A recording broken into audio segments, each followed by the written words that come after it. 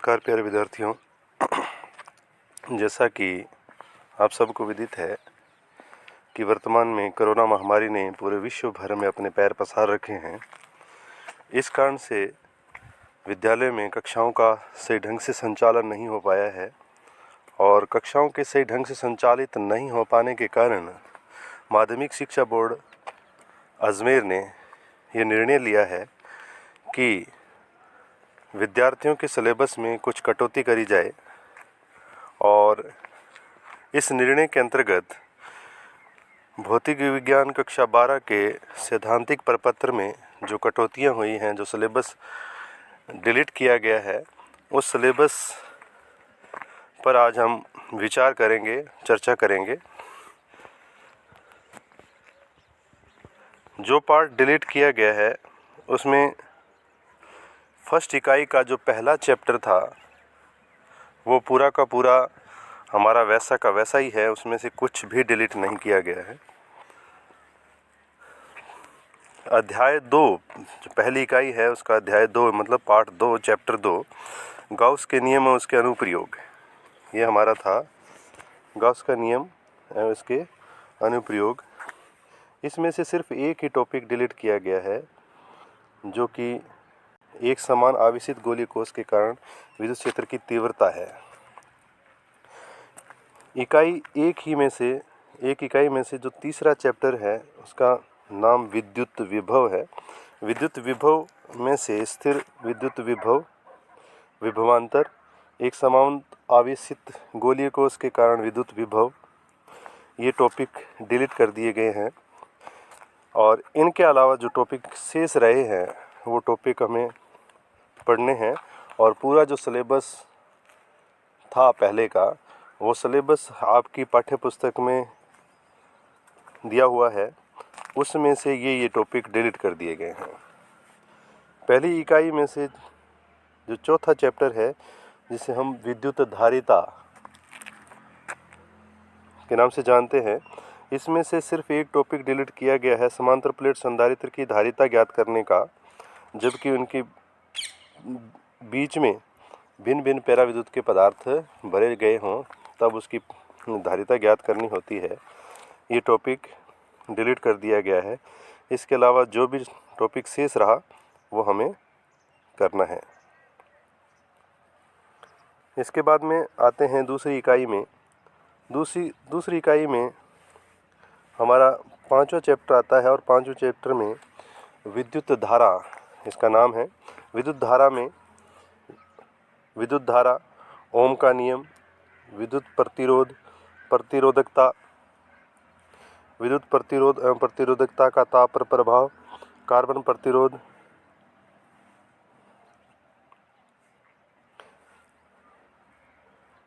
Code, श्रेणी समांतर क्रम संयोजन और विद्युत शक्ति, ये टॉपिक हटा दिए गए हैं।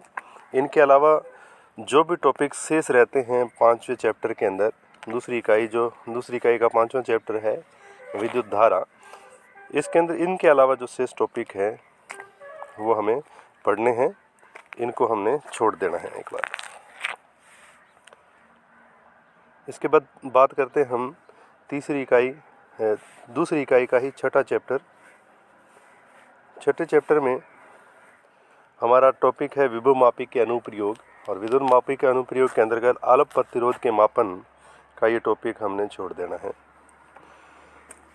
इसके बाद में आते हैं इकाई तीसरी में जिसके अंतर्गत आता है 7वां चैप्टर, नाम है विद्युत धारा के चुंबकीय प्रभाव। विद्युत धारा के चुंबकीय प्रभाव, इसके अंदर हमें 2 टॉपिक छोड़ने हैं, चुंबकीय क्षेत्र की दिशा एवं साइक्लोट्रॉन। चुंबकीय क्षेत्र की दिशा एवं साइक्लोट्रॉन। इसके बाद में इकाई आती है चौथी। इकाई चौथी के अंतर्गत हमें छोड़ देना है इकाई चौथी का 8वां चैप्टर, चुंबकता एवं चुंबकीय पदार्थों के गुण। इसमें हमने छोड़ देना है प्राकृतिक चुंबक, कृत्रिम चुंबक, चुंबकीय क्षेत्र रेखाएं, चुंबकीय द्विध्रुव आघूर्ण, चुंबकीय क्षेत्र की तीव्रता, एक समान चुंबकीय क्षेत्र में दंड चुंबक, परबल आघूर्ण और चुंबकीय पदार्थों का वर्गीकरण। चुंबकीय पदार्थों का वर्गीकरण, विशिष्ट उपयोगों के लिए चुंबकीय पदार्थों का चयन, चुंबकीय पदार्थों के तुलनात्मक अध्ययन, ये टॉपिक हमने छोड़ देने हैं। फिर आगे 5वीं यूनिट है, 5वीं इकाई है, और 5वीं इकाई के अंदर 10वां चैप्टर है जो कि प्रत्यावर्ती धारा के नाम से है। इसमें हमें 2 टॉपिक छोड़ने हैं, एक शक्ति गुणांक और एक वाटहीन धारा। शक्ति गुणांक और वाटहीन धारा ये टॉपिक छोड़ देने हैं। इसके बाद में छठा जो चैप्टर है, छठी इकाई जो है, उसके अंदर 11वां चैप्टर है, 11वां पार्ट जो है उसका प्रकाश का परावर्तन, ये टॉपिक छोड़ देना है। प्रकाश का परावर्तन, गोलीय दर्पण, दर्पण सूत्र, प्रकाश का अपवर्तन, पूर्णांतरिक परावर्तन एवं इनके अनुप्रयोग, गोलीय सतह पर से अपवर्तन, प्रकाश के परिकिरण से संबंधित घटनाएं, इंद्रधनुष, मानव नेत्र, नेत्र दोष निवारण आदि हमको छोड़ देना है। इसके बाद में आते हैं छठी इकाई है। छठी इकाई का ही चैप्टर नंबर 12 है, जिसको प्रकाश की प्रकृति के नाम से हम जानते हैं।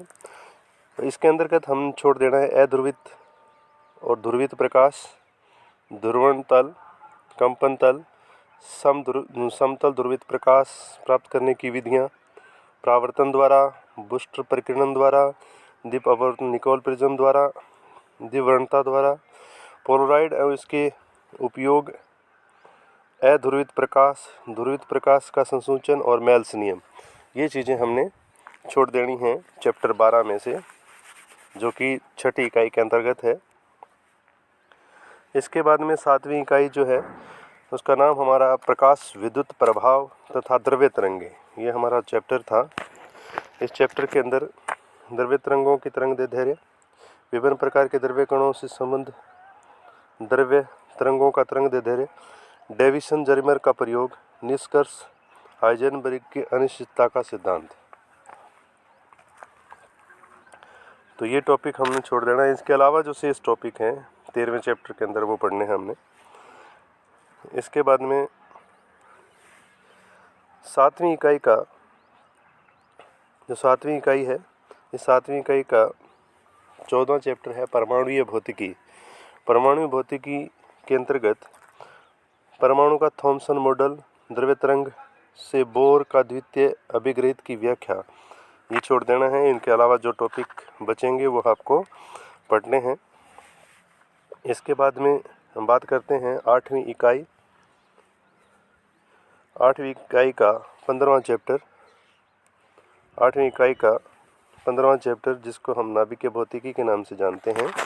नाभिकीय बल, रेडियो सक्रियता, अल्फा बीटा गामा किरणें एवं उनके गुण, रेडियोएक्टिव क्षय के नियम, अर्धायु, माध्यायु, प्रति न्यूक्लियन बंधन ऊर्जा, द्रव्यमान संख्या और इसका परिवर्तन, ये टॉपिक हमने छोड़ देने हैं।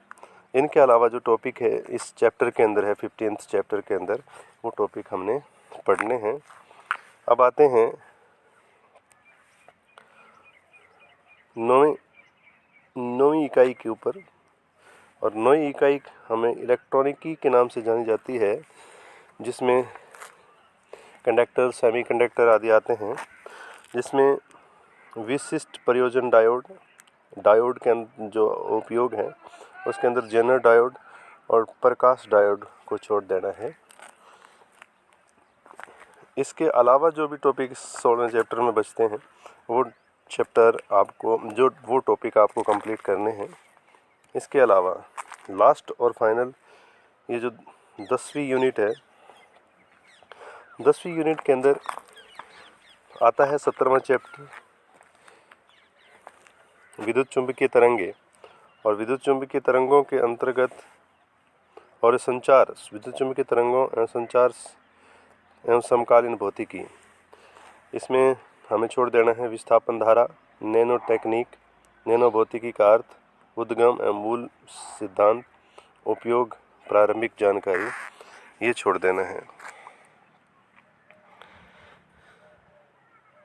तो ये तो था भौतिक विज्ञान में डिलीट किए गए टॉपिक, और इनके अलावा आपको जो भी शेष टॉपिक रहे हैं उन टॉपिकों पर विस्तार से अध्ययन करना है, और उन्हीं में से ही आपका 2021 का जो उच्च माध्यमिक शिक्षा बोर्ड का जो पेपर होगा, माध्यमिक शिक्षा बोर्ड का जो पेपर होगा, उस पेपर में इन टॉपिकों के अलावा इन टॉपिकों को हटा के पेपर तैयार किया जाएगा और इसी के आधार पर परीक्षा होगी। तो उम्मीद है आप अच्छी तरह से तैयारी करेंगे और आने वाले एग्ज़ाम में अपनी सफलता पाएंगे। धन्यवाद।